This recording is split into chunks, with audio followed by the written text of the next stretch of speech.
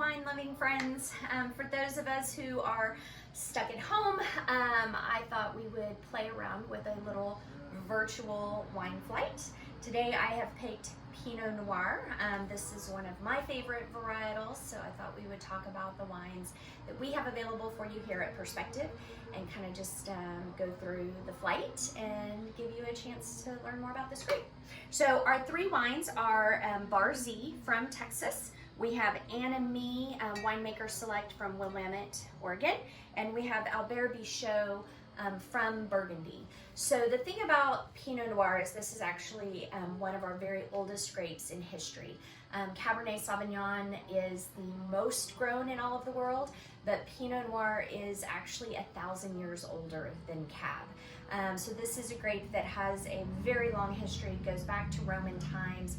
The DNA testing actually shows that this grape was used for winemaking going back to the year 1 AD. That's a long time.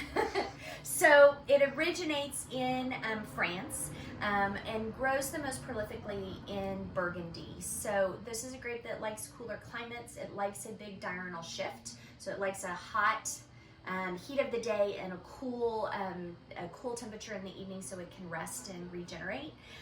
So our French example is from Burgundy. This is a good example of what is possible. Now in Burgundy, this is the region that is most talked about when we talk about the terroir.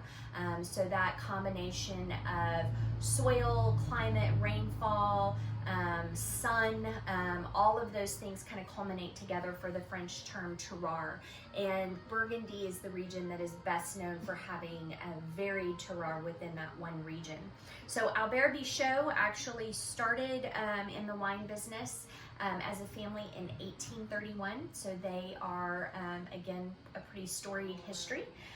This is one of, let me back up. They have now 6 different estates. So thinking about Burgundy as a region, as part of the French inheritance laws, a vineyard or an estate would be given to the oldest male in the family and upon a death. And so the properties get chopped up into these very small parcels.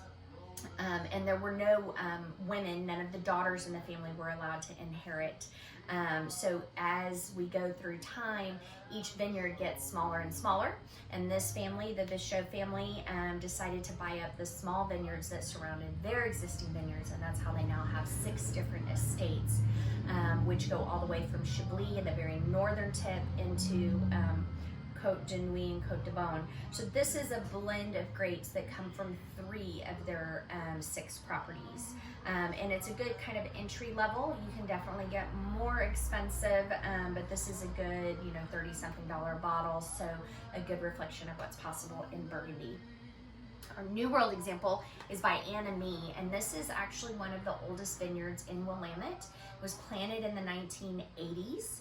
And the current owners bought the vineyard in '99 and have kind of fostered this French style of winemaking there in Oregon. So to me, this is closer to a French example, closer to a Burgundy than it is to your typical West Coast style. So what does that mean? So as a grape, Pinot Noir tends to have real bright fruit flavors. It's going to be medium to high in acidity, so very mouth-watering, makes you want more. But it's going to be light to medium in tannins. So on the West Coast, a lot of our winemakers will leave the skin contact a bit longer to try to extract a little more tannin from the fruit and make the wine a little more bold. And that is not what we see happening with Amie. This is a blend of 2 of their vineyards, still 100% Pinot Noir, but what they feel was the best fruit coming from those 2 vineyards blending together to give a good expression of the terroir of Willamette. And then we have our friends at Bar Z, and this is a wine that I really love because I thought that there was no such thing as a good Pinot Noir in Texas. And as I mentioned, this is a grape I like a lot, and I had not had one that I thought was good until I met Monty Dixon. If you ever have an opportunity to meet Monty, he's a character. He will tell you that he started making wine in 4th grade, and this is a story I believe because he knows an awful lot about wine.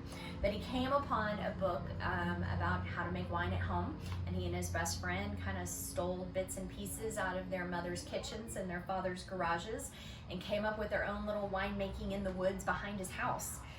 His property is in Canyon, Texas, which is just south of Amarillo. He's literally overlooking the Palo Duro Canyon State Park.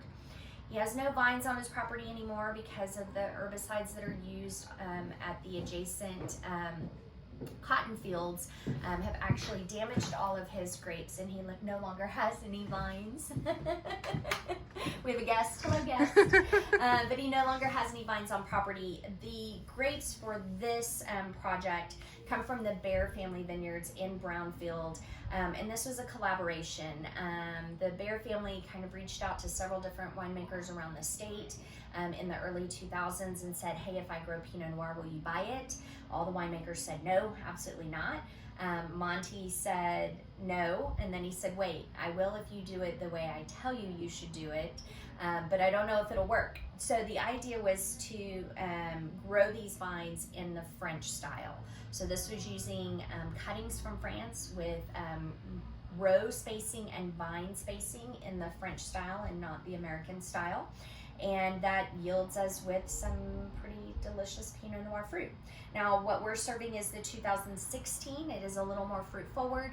The 2015 is a little more earthy and a little closer to a Burgundian style, in my opinion. But this one sells so well, it's the one that we continue to carry. They're all great wines. You are going to see a little more oak on Monty's, but moving forward, he's no longer using new barrels, only neutral barrels. So I think we'll see a little softer edge to all of his wines as we go from the 17 vintage on. Some food pairing suggestions. If you just want some small bites, what we would normally serve in the flight are some what are called churro almonds that you can get from H-E-B. You want to brave getting in line at H-E-B. They're just a cinnamon powdered sugar coated almond. Then we have a ginger cookie by Biscoff, which is the same cookie that you get on the airlines at United, and it's a great pairing with this wine. And then something like a dried blueberry would be a good option as well. So those are just small bites that you could use to enhance the wines. Hi, Dakota. For food, actually pairing with dinner, this is a good wine for something like a pork chop. Great with roasted chicken. Anything that has kind of a fruity sauce will do well.